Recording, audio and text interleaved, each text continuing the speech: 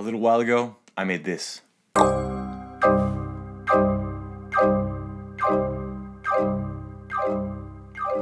today we're going to talk about how I made it, what I learned in the process, and how you can use this in your own music. So let's get into it.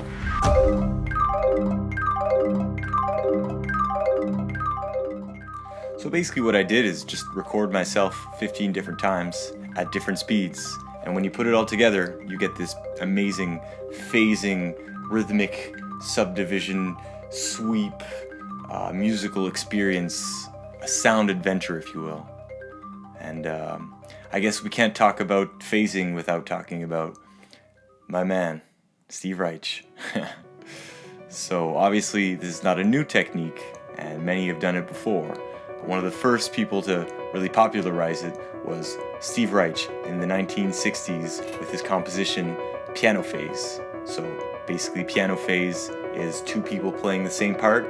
One speeds up a tiny bit and we get this kind of like distortion between the two parts, and we start to hear them separating until they rejoin one subdivision apart afterwards. And they do this multiple times until they complete the entire cycle. This piece, first time I heard it, blew my mind, and I thought, this is so cool, but does not seem easy whatsoever. It requires a lot of practice and a lot of time working on it specifically with one person. And so I never really got into this whole phasing universe. That was until I saw a video on TikTok of a drummer playing the same rhythm 3 times, but at different tempos, offset by 1 BPM.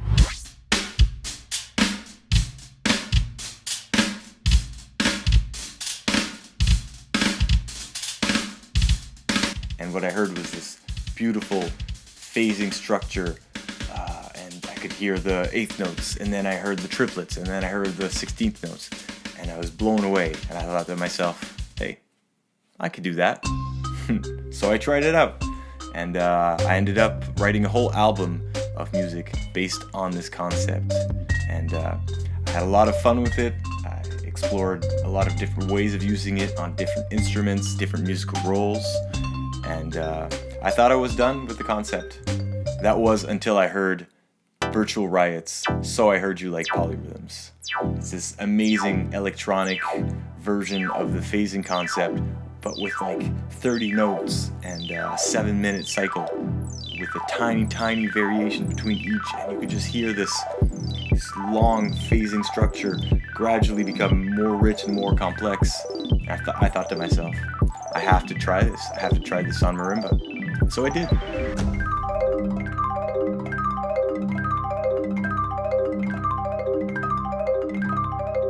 So what's going on here? Basically, we have 15 independent voices that each have their own note and their own tempo. Each tempo is offset by 0.2 BPM. So basically what I did is start with the top note of the chord, and each time I changed notes, I would slow down the metronome by 0.2 BPM. And I did that 15 times for 5 minutes. So it was quite long, and it was quite an arduous experience, but when I saw the result, it was amazing. I also experimented with a few different chords that I could use on the instrument, but I settled on a C minor 9 chord. I like the sound, and it fit well on the 5-octave marimba that starts on a low C and ends on a C as well. And basically what we're hearing when we listen to this piece is a gradual rhythmic sweep of all the subdivisions from 1 to 15. It's a really mind-blowing experience, and we also hear these melodies pop into existence and disappear as different notes of the chord line up with each other. I've been surprised with the video. Most people saying that they sat through it, the whole thing, and listened to the end. And it's kind of mind-blowing in today's world where, 30-second videos is a norm, where someone sat down and listened to a whole 5-minute music experimentation video. So I was quite happy with the result.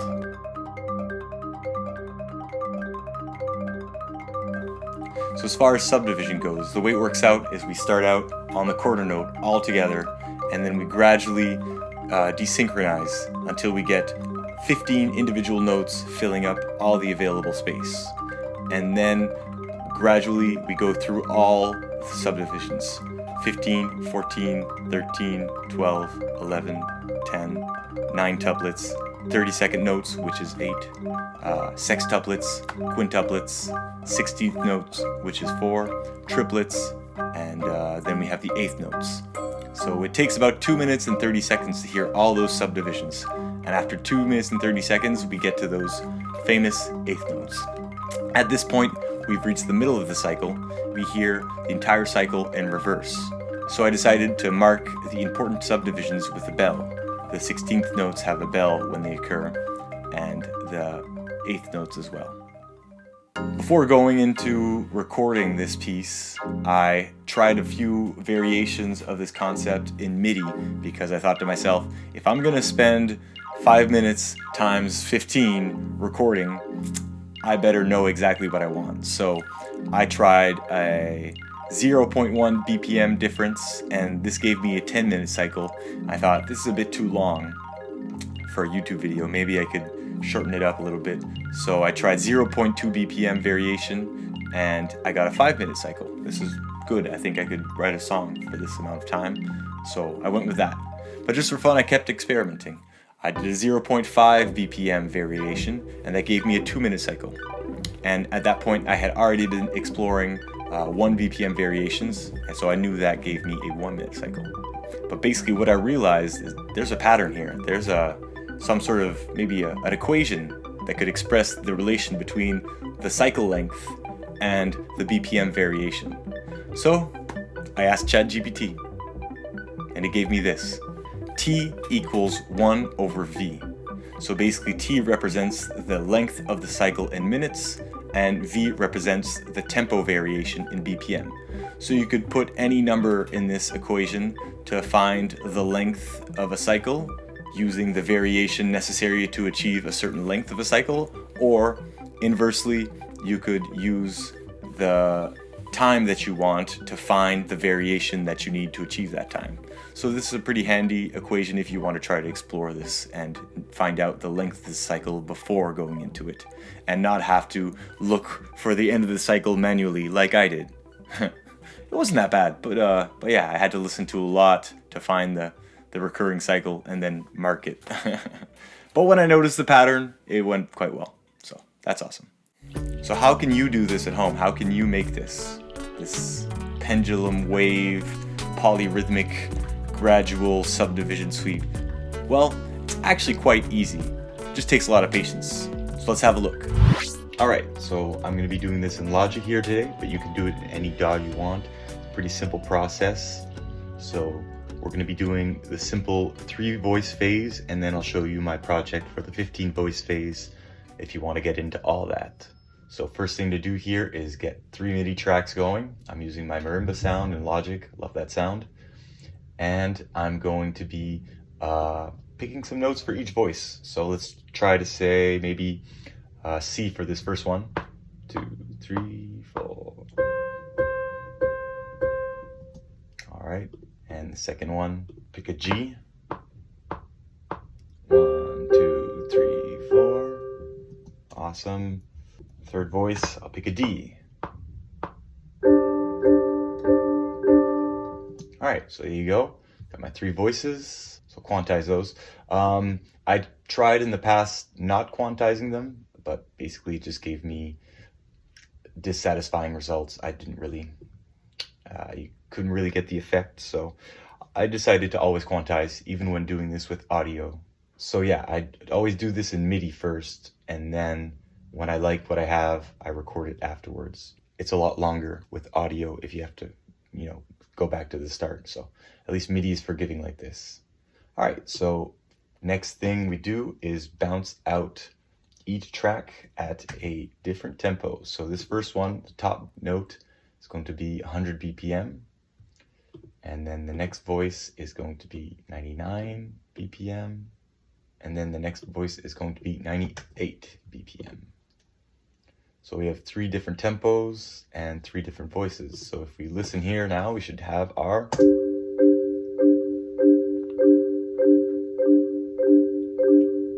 There it is. Slowly shifting apart. Chicka-tuk, chicka-tuk.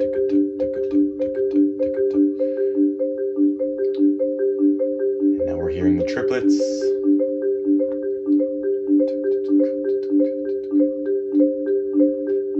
Eighth notes.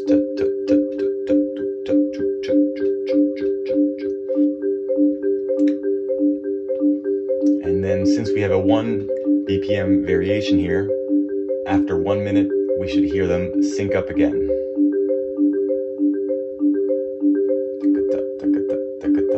16th notes. Starting to have the notes come back together. And we're going to get that quarter note exactly at 1 minute. And there it is. Cool. So that's the way to do it for a 3-voice cycle. It's pretty simple.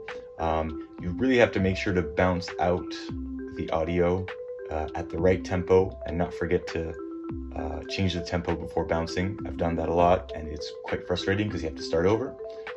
So just make sure to always reduce the tempo, bounce it out, and quantize before to really get that nice sweep effect. All right, so now let's take a look at my project for the pendulum.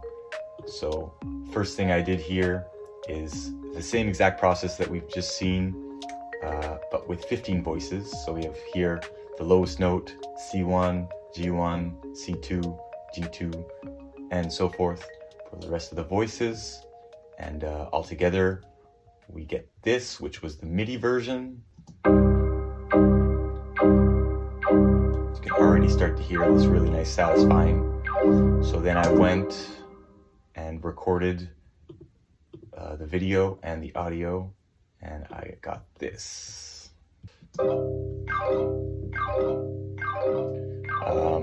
So yeah, the acoustic marimba sounds a lot more thin than the mini marimba, so I put them together. I don't think there's anything wrong with that, with layering these sounds. Yeah. And then you get the 5-minute cycle, just sounding amazing.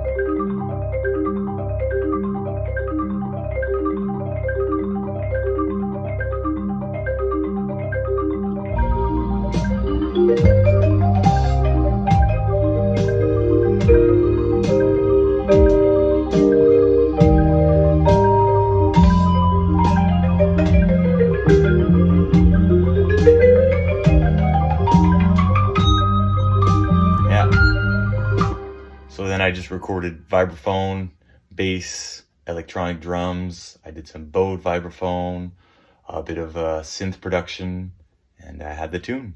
So the tune is called The Pendulum. You can check it out on the album. The album's called Phased Out, and it's 14 tracks of all this kind of phasing exploration. So really excited to share it with all you guys. So here's what I've learned in the process of exploring this phasing technique. The fastest tempo is the most stable to build upon. So what this means is if you're trying to build a song around this concept, if you use the fastest tempo to add elements onto, they will be cohesive and build a structure that is logical with the phasing effect that we're hearing underneath. If we use the slowest tempo, it's not as satisfying. We kind of lose the effect. I tried other tempos and never really got what I was looking for, so I ended up always using the fastest tempo. For instance, on one track I used this phasing effect on the drums, but only on the hi-hat, and I kept the bass drum and the snare on the fastest tempo to really stabilize the structure.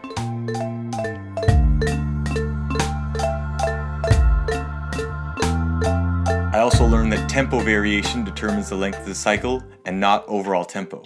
So what this means is, as we saw in that equation, the length of the cycle is determined by the variation and not the speed, even though intuitively we'd think if I have a faster BPM, the cycle is going to go by faster, but that's not the case. Complex rhythmic structures become increasingly chaotic as the cycle goes on. So let's say we try to phase something relatively complex like the clave. Well, I did that in my piece called The Key.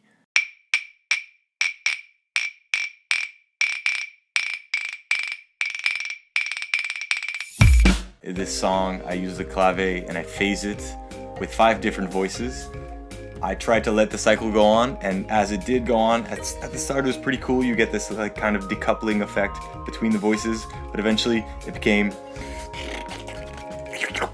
way too chaotic. So what I did to use it in my song in the most musical way that I thought I could use it is basically reset the cycle every few measures, I think every 8 measures, to get something that was musical and didn't take up too much room in the mix. I learned that short staccato notes leave more room for the structure beneath. So basically if you try to do this effect with long notes, you might not hear the phasing voices beneath as well. And that's why I think the vibraphone, marimba, piano are really excellent instruments for this technique. And even Steve Reich also really loved these instruments. You can hear in almost all of his music has one of those instruments. I learned that the structure is always in movement, even though that our rhythmic perception feels certain subdivisions for longer than they actually are there. So what this means is that this sweep is really gradual. There's no stopping that moving subdivision. But when we hear a subdivision that we recognize, let's say 16th notes, our brain latches onto it for longer than it actually does last. And eventually the chaos takes over and we can't hear the subdivision anymore. And finally, the longer the cycle is, the longer we will feel each subdivision. And this just comes intuitively. If we have a slower phase, well, then we're going to hear each subdivision shift slower. Basically, this sweep is just going by slower, is all that means.